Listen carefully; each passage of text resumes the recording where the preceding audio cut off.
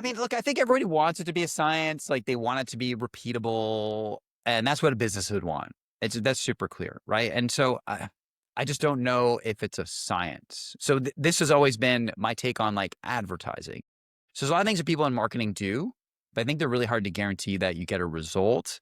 You create content or you do a positioning exercise, but like the actual outcome of these things, I think is sometimes nebulous or hard to define.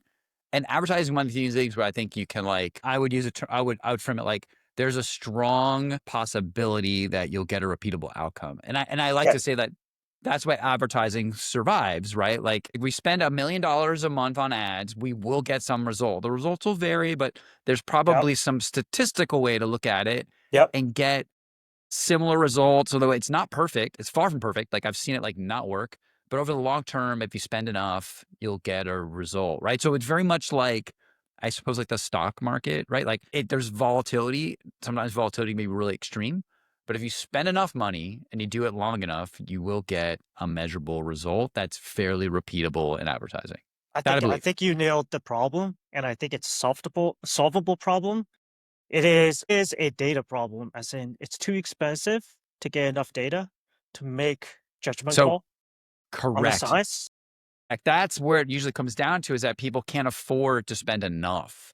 So the companies that do have like $1 billion budgets, like it's 100% math, Correct. 100%.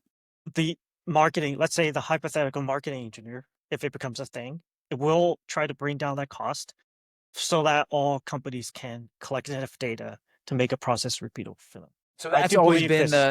the theory, right? But like generally what I've seen is that people can't collect. You need a lot of signals. Like you can't collect enough signals, and they're not. And that because like okay, so this is where okay, this is interesting.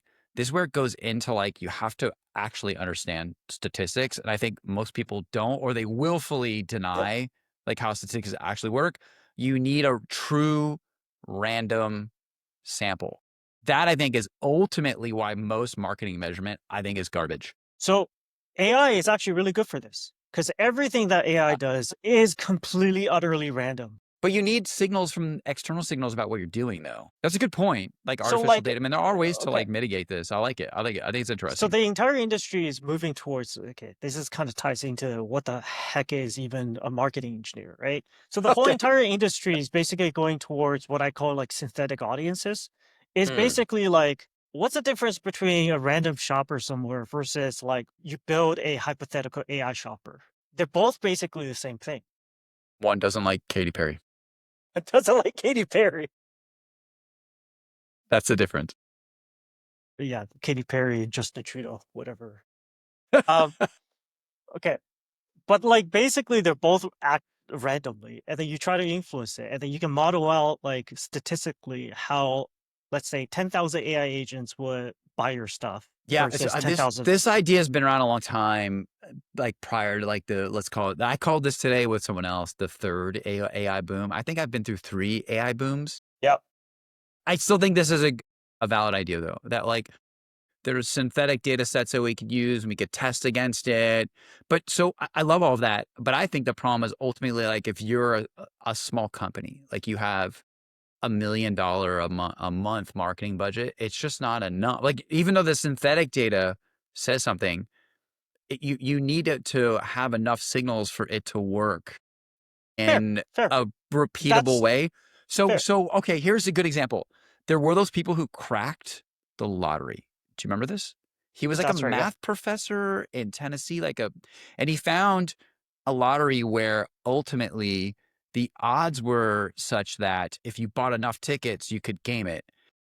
The I'm not an expert on lotteries. I don't play a lot of these things, but like usually there's like it's like a billion options or something. Like the numbers are so big statistically that you can't buy enough tickets to game it. But he found certain lotteries where like they had a statistical flaw in it. There's a And flaw. Yeah. so they literally bought like thousands of tickets or something, some enormous number. Yep. And because he was able to reach a certain threshold, he started to win on a repeatable basis. And so I like this Exactly. example because I think this is Exactly. advertising. Like if you can find an area where the statistical pool is small enough and this all lines up, it will be repeatable. It's just like that's really hard to do, and there's not a lot Exactly. of opportunities like The that. So you end up in the larger thing pool is where the fair, signals are just okay. fair. We're just framing it now in See, engineering we know problem. how data science actually works.